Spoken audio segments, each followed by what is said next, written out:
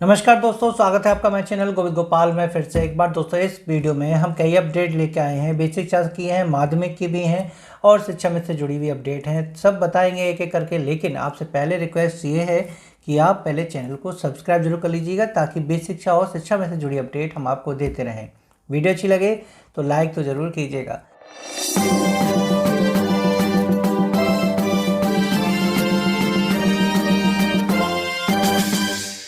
हम बात करेंगे सबसे पहले माध्यमिक शिक्षा विभाग की। तो आपको बता दें कि जैसा कि बेसिक में समर कैंप चल रहा है, ऐसे ही माध्यमिक में भी समर कैंप के आदेश हो चुके थे। समर कैंप को लेकर वहाँ के शिक्षकों ने भी नाराज़गी व्यक्त की थी, लेकिन उनकी नाराज़गी को जल्द ही ख़त्म कर दिया गया, क्योंकि वहाँ पर ये नियम बना दिया गया कि यदि कोई शिक्षक विद्यालय में समर कैंप आयोजित करता है, वो उसमें ड्यूटी देता है, तो उसके बदले उनको उपार्जित अवकाश दिया जाएगा। अब मामला यहाँ आ गया कि उपार्जित अवकाश जो है कैसे देय होंगे। तो इसको लेके आरटीआई के माध्यम से ये जानकारी प्राप्त करी गई कि यदि ग्रीष्म अवकाश में कोई शिक्षक कार्य करता है तो उसको कितने उपार्जित अवकाश मिलने चाहिए। तो इस आरटीआई के माध्यम से भले ही थोड़ा समय में ये आरटीआई का जवाब आया है, लेकिन इसमें स्थिति क्लियर कर दी है कि यदि आप ग्रीष्म अवकाश में 21 दिन का अगर आप कार्य करते हैं तो आपको 13 दिन का उपार्जित अवकाश मिलेगा। यदि आप 15 दिन कार्य करते हैं तो आपको 9 दिन का उपार्जित अवकाश मिलेगा। यानी कि ये बात तय है कि आपके जो फॉर्मूला है उसके अनुसार आपकी ड्यूटी काउंट की जाएगी, फिर उसके बाद आपके उपार्जित अवकाश काउंट किए जाएंगे जो आपको बाद में दे होंगे। लेकिन जो सबसे बड़ा खुलासा इस आरटीआई से हुआ है वो ये हुआ है कि ये उपार्जित अवकाश सिर्फ और सिर्फ शिक्षकों को दे होंगे। जी हाँ, प्रधानाचार्यों को ये अवकाश देय नहीं होगा। यानी प्रधानाचार्य अगर ग्रीष्म अवकाश में विद्यालय खोलते भी हैं तो उनको इसके बदले कोई भी उपार्जित अवकाश नहीं मिलेंगे। आरटीआई के माध्यम से बहुत बड़ी जानकारी सामने आई है। तो समर कैंप में जिन शिक्षकों की ड्यूटी लगेगी, हो सकता है वो इस फॉर्मूले के माध्यम से विभाग से बाद में उपार्जित अवकाश स्वीकृत करा लेंगे। तो माध्यमिक में समर कैंप तो आयोजित हो जाएगा, बेसिक में भी समर कैंप आयोजित हो ही रहा है। आप देख रहे हैं कि शिक्षा मित्र अनुदेशकों ने भी समर कैंप में पूर्ण मनोयोग से प्रतिभाग किया है। कहीं इसके अच्छे परिणाम भी आ रहे हैं तो कहीं कुछ इसके बुरे परिणाम भी आ रहे हैं गर्मी की वजह से, लेकिन समर कैंप सफलतापूर्वक संचालित किया जा रहा है।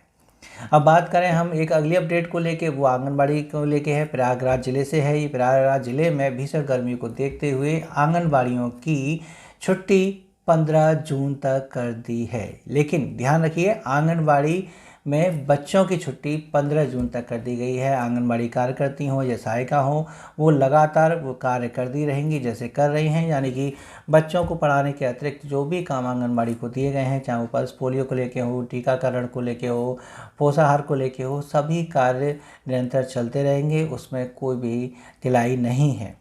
सिर्फ और सिर्फ छोटे बच्चों को, जो 0 से 6 साल के बच्चे हैं, उनको आंगनबाड़ी में ऐसी गर्मी में आने के लिए मना किया गया है, इसलिए उनकी छुट्टी की गई है। तो प्रयागराज में 15 जून तक बच्चों की छुट्टी है, आंगनबाड़ी के बच्चों की। और शिक्षा मित्र अपडेट में बस इतना ही है कि हमने अपनी एक वीडियो में आपको बताया था, पिछली वीडियो में बताया था कि श्री रमेश चंद वो अब इस दुनिया को छोड़ कर चले गए हैं। अब उनके पार्थिव शरीर को अंतिम संस्कार के लिए जब उनके गाँव लाया गया तो शिक्षा मित्रों का जुलूस वहाँ पर शामिल हुआ है। काफ़ी भीड़ देखी गई है उनके अंतिम संस्कार में। यहाँ तक कि इस संगठन के जो संरक्षक हैं गाजी मामाला जी और जो अध्यक्ष हैं शिव कुमार शुक्ला जी, वो भी वहाँ मौजूद रहे। उनके संग तमाम पदाधिकारी वहाँ मौजूद रहे। आम शिक्षा में तो शामिल रहा और उनकी इस पार्थिव शरीर को विदा करने की इस कार्यक्रम में जितनी भीड़ एकत्र हुई है, उससे ये पता चलता है कि हाँ, उन्होंने शिक्षा मित्र हित के लिए कितने कार्य किए हैं। और अब आगे बात करें सुशील कुमार यादव जी की, जो इसी संगठन के हैं। वो मुख्यमंत्री जी के प्रमुख सचिव जी से मिल के आए हैं शिक्षा मित्रों के मानदेय और महिला शिक्षा मित्रों के ट्रांसफ़र को लेकर। जो शिक्षा मित्रों का जो ट्रांसफ़र वाली बात आई थी वो अभी तक क्रियान्वयन नहीं हो पाया, जबकि बता रहे थे कि 20 मई के बाद वो शुरू हो जाएगा। अब उसको लिए वो प्रयास कर रहे हैं। तो सुशील कुमार यादव जी मुलाकात करके आ चुके हैं प्रमुख सचिव से कि जल्द से जल्द मानदेय वृद्धि और ये ट्रांसफ़र वाली कार्यक्रम जो भी है, क्रिया है जो है, वो जल्द से जल्द पूरी की जाए। शिक्षा मित्र परेशान हैं। कम से कम महिला शिक्षा मित्र अपने मूल विद्यालय जाने के लिए या ससुराल के पास अपने विद्यालय लेने के लिए व्याकुल हो रही हैं। तो उनके लिए जल्द से जल्द इस आदेश को जारी कर दीजिए ताकि उनको इसका लाभ हो सके। बाकी एक और अपडेट हम बताना चाहेंगे बेसिक शिक्षा से जुड़ी जो है, वो है भर्ती को लेके। पिछली वीडियो में भी हमने बताया था कि ट्वीट से वो एक जो पोस्ट थी वो डिलीट कर दी गई थी कि यूपी में जो है 1,93,000 शिक्षकों की भर्ती होगी।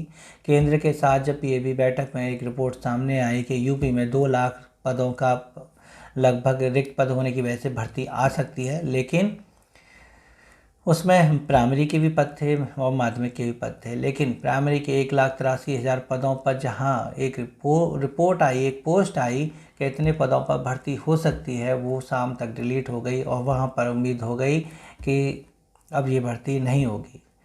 पोस्ट क्यों डिलीट हुई इसको लेके संशय लगाया जा रहा था, लेकिन अब उसका भी जवाब आ चुका है। पोस्ट को लेके भी क्लियर हो चुका है कि उन्होंने कहा है कि यूपी में शिक्षक छात्र अनुपात है जो है वो बराबर है, वो पूर्ण है, कोई भर्ती की ज़रूरत है ही नहीं।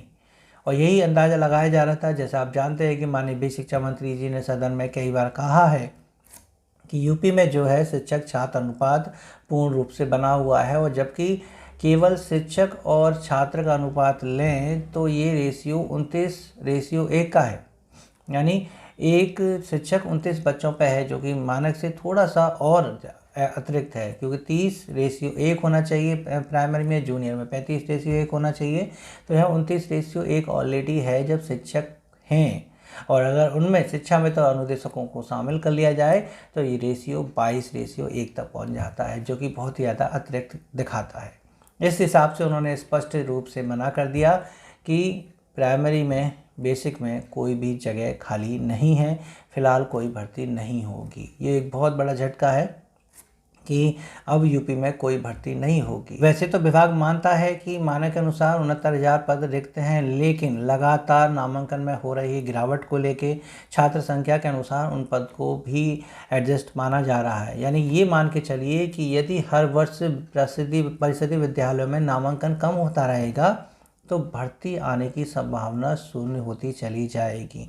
पिछले वर्ष के अनुसार परिषदीय विद्यालयों में 1,52,00,000 बच्चे पढ़ रहे हैं, जिसके अनुसार 59,000 रिक्त पद बताए जा रहे हैं। लेकिन जब जुलाई में इसकी काउंटिंग होगी तो ये छात्र संख्या और कम हो जाएगी, क्योंकि छात्र नामांकन कम हुए हैं। इसको लेके पहले भी पोस्ट अखबार में आ चुकी हैं और चिंता व्यक्त की जा चुकी है कि इस बार नामांकन कम क्यों हो रहे हैं। तो जैसे जैसे नामांकन कम होंगे, ये जो रिक्त पद हैं ये भी कम होते चलाए जाएंगे और भर्ती होने की संभावना भी उतनी ही कम होती चली जाएगी। तो इस छोड़ के मान के चलिए कि भर्ती होना बहुत मुश्किल है। हाँ, भर्ती हो रही है, संविदा कर्मियों की हो सकती है, और होगी तो वो बाल वाटिका में होगी। जी हाँ, बाल वाटिका में भर्ती होने की संभावना है 9,000 पदों। और आप स्क्रीन पर देख सकते हैं कि 9,000 एजुकेटर की भर्ती होनी है। परिषदीय विद्यालयों में संचालित 87,000 बाल वाटिकाओं में 9,000 से अधिक early child care and education की भर्ती होगी। एजुकेटर होंगे जिनकी योग्यता होम साइंस में स्नातक हो सकती है और एनटीटी भी होनी चाहिए, और ये diploma in pre school education ये भी हो सकता है। 2 वर्षीय जो डिप्लोमा है ये होना चाहिए। 21 से 40 वर्ष की उम्र होनी चाहिए। ये सब मानक तय किए गए हैं और निश्चित ही जल्द ही इनका मानदेय भी तय कर दिया जाएगा, और एक टेंडर की प्रक्रिया के द्वारा 9,000 एजुकेटर की भर्ती होगी जो संविदा की होगी। तो परिषदीय विद्यालयों में स्थायी शिक्षक तो नहीं, लेकिन संविदा के शिक्षक जरूर आने वाले हैं। ये थी सारी अपडेट। उम्मीद है आपको पसंद आई होंगी। तो प्लीज़ वीडियो को लाइक कीजिएगा, शेयर कीजिएगा। चैनल पर नए हो तो चैनल को सब्सक्राइब कर लीजिएगा। मिलेंगे आपसे अगली वीडियो में ऐसे ही कुछ नई अपडेट के साथ। तब तक के लिए नमस्कार, जय हिंद।